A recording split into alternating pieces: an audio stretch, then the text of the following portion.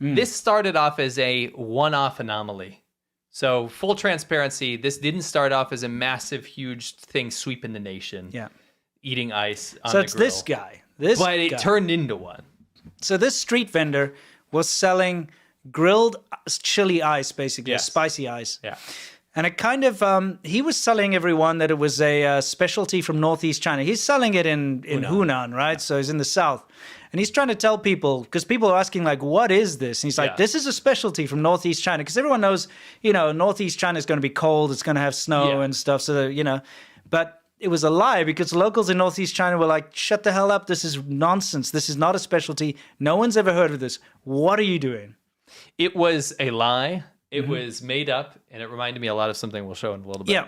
Anyway, the fact of the matter is, though, that it kind of became an internet sensation in China because people would go and film themselves eating, as you can see, literally ice cubes with some chili sauce on it. Dude is taking chili powder, really. Yeah. And some chili sriracha powder, type stuff. Yeah. Taking ice cubes and putting them on a grill. You understand, and I don't think I have to explain this, but I'm going to anyway. Yeah. Ice does not grill. Ice melts. Yes. So he quickly melts it very quickly. Yeah, so that I guess so the chili powder sticks to it, right? I guess, so it's a little wet. Yeah. Dumps some chili flakes on it, some sriracha-looking sauce, puts it in a thing and charges $1.75. Yeah. And says, eat this spicy ice.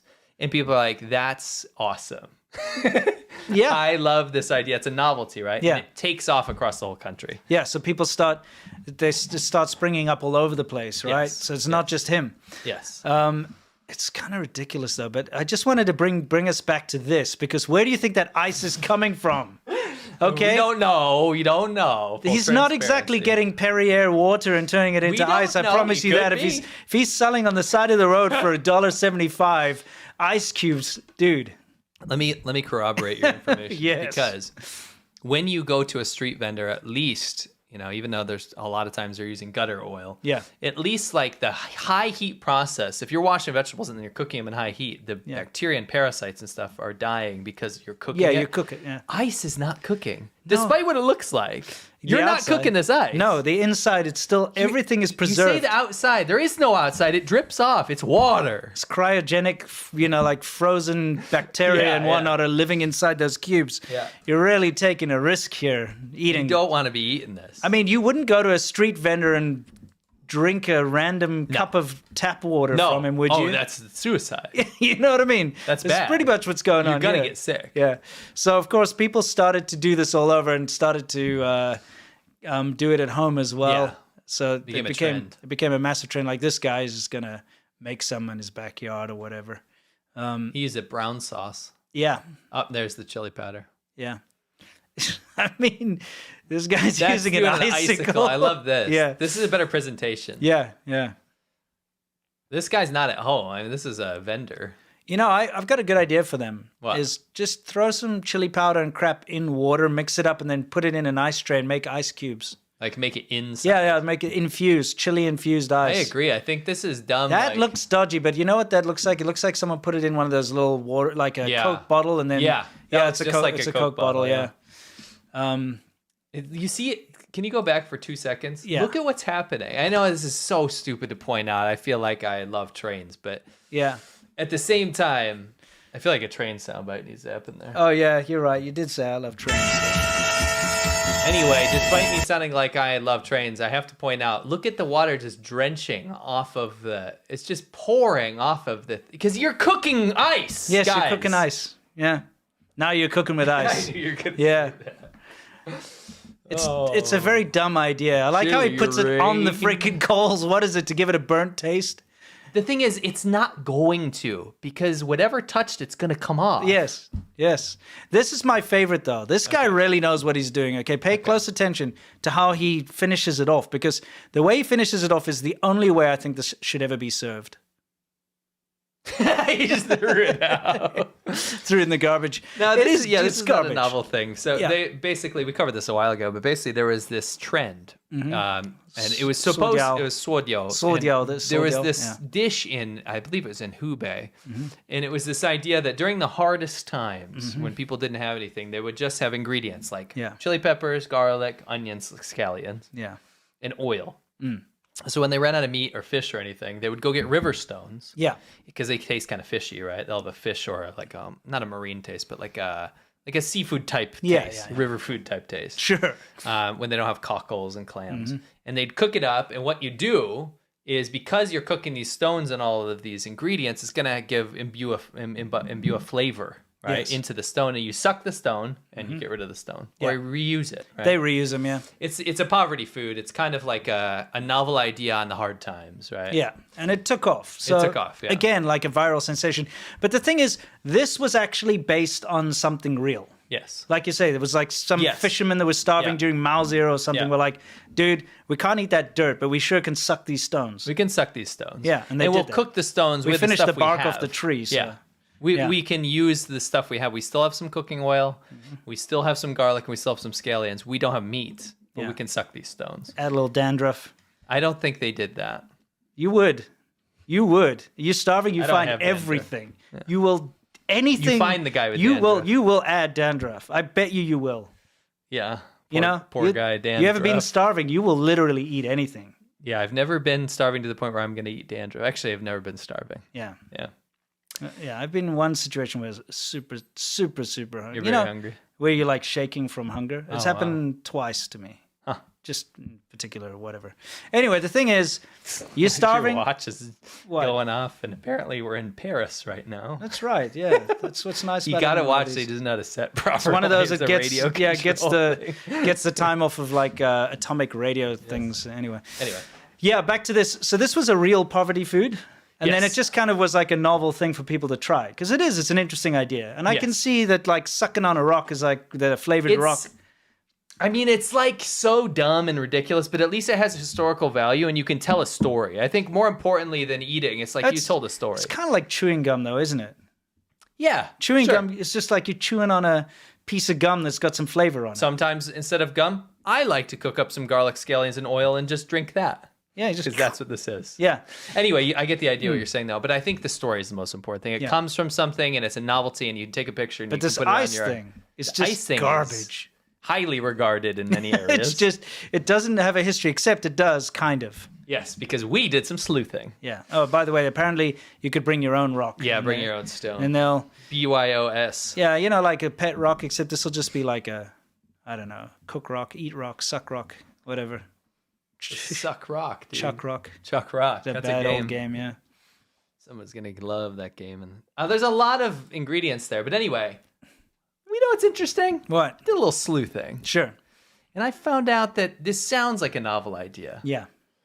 But just like pretty much everything that when we do a little digging, we find out comes from somewhere else. Sure. In fact, spicy ice, if you pull up the next slide, I believe I have some dialogue. Yeah, by the way, the spicy ice is in that bowl. The bottom left, which is much better done, by the way. This is imbued, like you said. I believe it's frozen with the things inside. Well, it's... Spicy ice is shown in the bottom left-hand corner, what you just saw, that kind of pinkish reddish thing. More formally known as iced Sichuan water pickles, is an untraditional Chinese appetizer, as colloquial name suggests. The dish is composed of crushed ice cubes marinated in spices, specifically smoked habanero, caraway, and hibiscus. This is complicated, right? Okay. Spicy ice was inspired by the staple Korean side dish kimchi, right?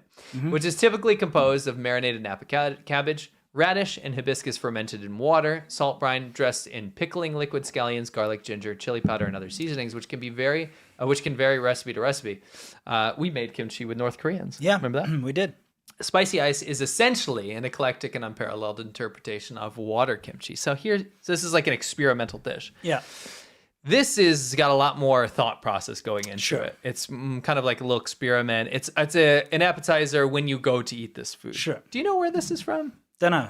New York City. New York City. Okay, makes sense. A man in New York City. In fact, I think I have his name. But anyway, long story short. Yeah. Oh, here we go. You got his name? Spicy ice was concocted by Danny Bowen of Mission Chinese Food, which helps explain why the frozen water appetizer costs a whopping $8. $8 for freaking ice with chili in it. For those bold enough to crave this dish, it can be found exclusively at Bowen's New York City-based Mission Chinese Food restaurants in Soho and Brooklyn.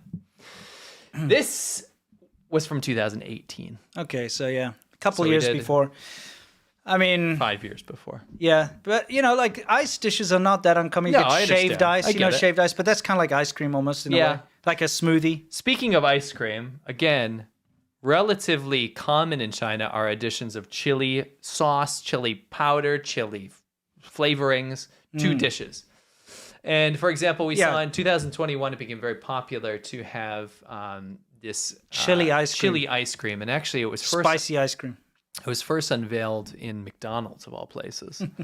McDonald's actually had this out, and there was chili sauce basically drenched. It's called malas and ice cream. And what it is it's vanilla ice cream, or it's milk flavor, I can't remember. And then it's drenched with this chili sauce, kind of like laogama in a way. Yeah. And we see these novelties happen quite often in China. Would you say this is a great idea? I think that is... I'm very, very interested in not trying this because I think it's disgusting. Great. It's the stupidest thing I've ever seen. Wow, so good. Actually, the ice is dumber. Yeah. The At ice least you is get dumber. ice cream here. It's just this whole idea of just taking a normal food and throwing chili on it and saying, "Ooh." I'll not correct you. I'll add an accoutrement to your phrase. It's the idea of ruining something. Ruining something. It's like when they put that Maltai disgusting hard liquor in coffee. Oh man, what's next? Turpentine Bowser? I don't know. Yeah. Anyway, so this is a thing, as you can see. By the way, trivia. A little trivia for everyone that you can put in your back pocket, bring it to the next dinner party you go to. A lot of people find this fascinating. China claims that they have created, especially in Sichuan and Chongqing and these areas in Hunan, the chili pepper. In fact, they are the ones that exported the chili pepper and spicy food to countries around the world because they pioneered all these dishes, and they say, "Oh, you foreigners!" They'll talk to people like us, or if you're from Africa, they'll ask. If you're from Africa, they'll say, "Oh, you can't eat spicy food because you're from Africa." Yeah, only us Chinese people eat spicy food. You'll hear this a lot. Yeah, a lot. And obviously, young people are not going to hold this opinion, but a lot of people around China will think, "Oh, only people from this area of China are the ones that can eat spicy." Yeah, they food. Always say that, like Sichuan or Hunan people can eat spicy food. And you go there, and you're like, "We eat spicy food all the time." You ever had Mexican food? You ever had Indian food? Yeah, what? It's way hotter than this, right? And it turns out, chilies were only introduced to China. 400 years ago. It's a new world food. Yeah, it's a new world. It's from the Americas. It comes from America. That's the thing. But just like everything else in China, the history's been kind of rewritten, and because China's supposed to be the center of the universe. Everything kind of that narrative kind of plays out. So they're like, "Oh yeah, everything comes from China." It's nonsense. But anyway, yes, they do like to put chili on a lot of stuff, and it's a novelty, kind of funny. And so this whole eating ice thing, we just wanted to put it out there to you guys. It's a fly-by-night fad. Yes, it was an internet sensation. Lots of people were trying it. Lots of food stalls popped up, but it'll be gone next week. Yes, you won't hear about it ever again until the next chili fried liquor shoe or whatever comes along. Yeah, Pleb has a good point. Chili is literally a derivative of Mexican languages, pre-Spanish. Yes. Chili is from native languages in like Central and South America. Oh, yeah. I mean, we know that. But when you go to China as a foreigner, it was the stupidest thing. I know I don't want to repeat what you said, but so many of my new Chinese friends that I would meet would be asking me, you foreigners can't eat spicy food, right? Or can you eat spicy food? Oh, you will never be able to handle Sichuan spicy fish or Sichuan hot pot. They invented it. Yeah, it's like, Sichuan's the spicy. I'm like, get out of here. Like, what are you even talking about? They're the ones that can't eat it. Most of the Chinese people I knew couldn't handle spicy food. Going back to the Africa thing. Yeah.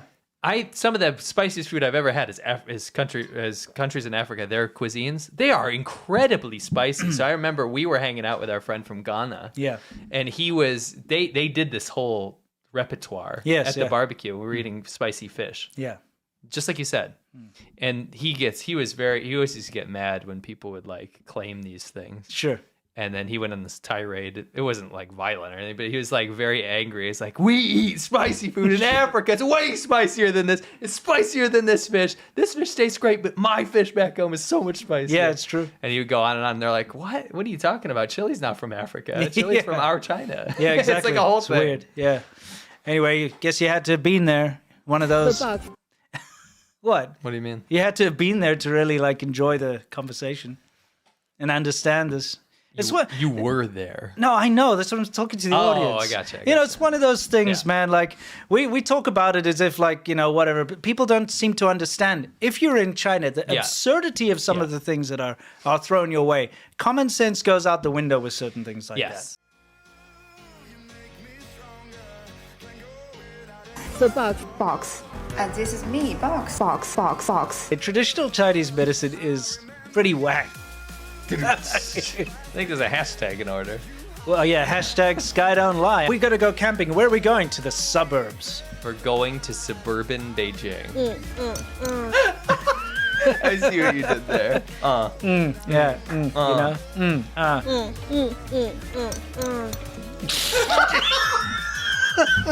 To go out and enjoy nature, feel the charm of nature firsthand. It's like a garbage dump. Dude! I've seen more wildlife camping in a Walmart parking lot than Akron. It's true. Look, is this a Fallout set or scenery? What is that? I know. Nothing would bother me anymore. Close my eyes, I can almost see it. When I take a breath, you fill up my lungs. And if my mind